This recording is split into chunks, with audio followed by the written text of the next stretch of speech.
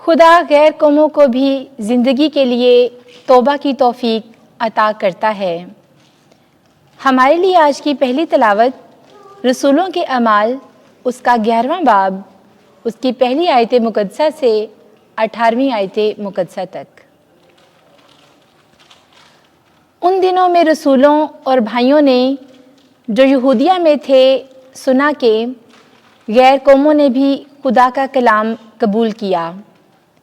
और जब पतरस यरूशलेम में आया तो अहले खतान उससे ये कहकर एतराज़ करने लगे, तू क्यों अहले कुल्फ के पास गया और उनके साथ खाना खाया? तब पतरस ने शुरू करके तरतीब से उन्हें बयान किया कि मैं याफा के शहर में दुआ कर रहा था और वजद में आकर एक रोया देखी कि एक बासन बड़ी चादर जैसा जिसके चारों कोने आसमान से लटकते थे उतर कर मुझ तक आया। उस पर मैंने गौर से नज़र की तो ज़मीन के चौपाए और वहशी जानवर और कीड़े मकोड़े और हवा के परिंदे देखे।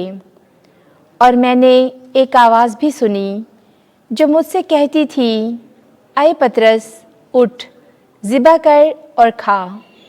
मगर मैंने कहा, ऐ खुदावंद, हरगिज़ नहीं, क्योंकि कभी कोई हराम या नापाक चीज़ मेरे मुंह में नहीं गई। तब दूसरी बार आसमान से मुझे आवाज़ आई कि जिसे खुदा ने हलाल ठहराया तो उसे हराम मत कह। ये 3 बार हुआ।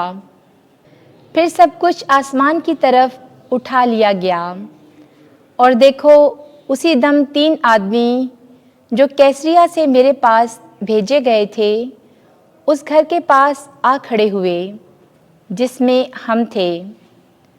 और रूह ने मुझसे कहा कि तू बेखटके उनके साथ चला जा।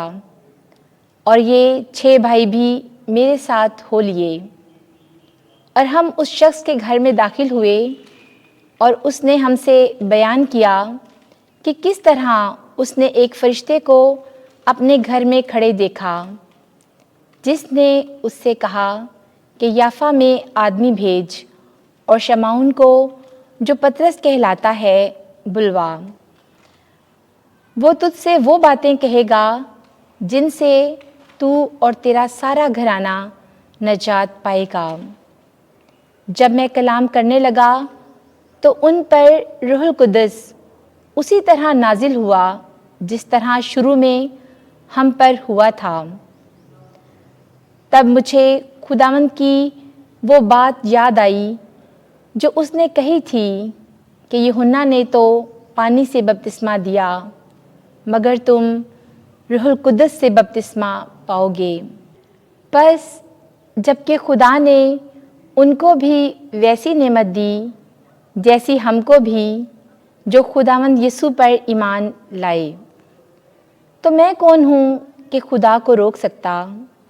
वो ये सुनकर खामोश रहे और खुदा की तमजीद करके कहने लगे कि बिला शक व शुबा खुदा ने गैर कौमों को भी ज़िंदगी के लिए तौबा की तौफीक अता फरमाई।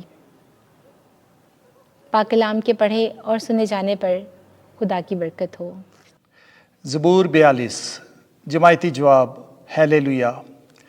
जिस तरह हिरनी पानी की नदियों की ख्वाहां होती है, वैसे ही ए खुदा मेरी जान तेरी मुश्ताक है। जमायती जवाब, हालेलुया। मेरी रूह खुदा की, जिंदा खुदा की प्यासी है। मैं कब जाऊं और खुदा के रूबरू हाजिर हूं। जमायती जवाब, हालेलुया। अपना नूर और अपनी सच्चाई जाहिर कर कि वो मेरी राहबरी करें। वो मुझे तेरे कोहे मुकद्दस और तेरे खैमों तक पहुंचा दें। जमायती जवाब, हालेलुया। मैं खुदा की कुर्बान गाह के पास जाऊंगा, हाँ, खुदा के पास जो मेरी खुशी और मेरी शादमानी है, और मैं बरबत बजाते हुए तेरी हमद करूंगा। ए खुदा, ए मेरे खुदा। जमायती जवाब, हालेलुया। खुदाबंद आपके साथ हो। انجیل مقدس یوحنا کے مطابق اے خداوند تیری تمجید ہو۔ 10واں باب 11ویں آیت سے 18ویں آیت تک۔ اچھا چرواہا وہ ہے جو اپنی بھیڑوں کے لیے اپنی جان دیتا ہے۔ اس وقت یسوع نے کہا، اچھا چرواہا میں ہوں۔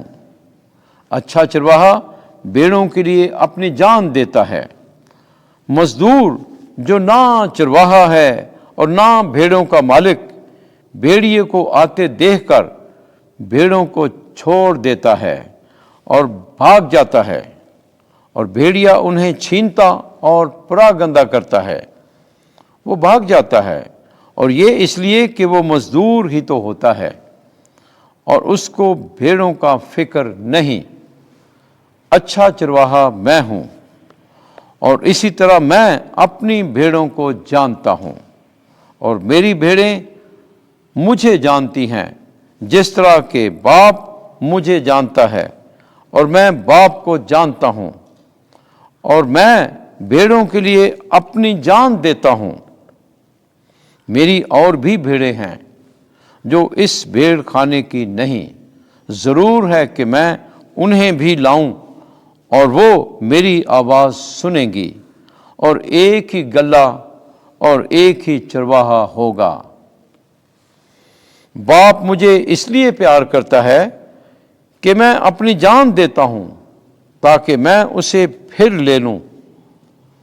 کوئی اسے مجھ سے چھینتا نہیں، بلکہ میں اسے آپ ہی دیتا ہوں، اور مجھے اس کے دینے کا بھی اختیار ہے اور اسے پھر لے لینے کا بھی اختیار ہے۔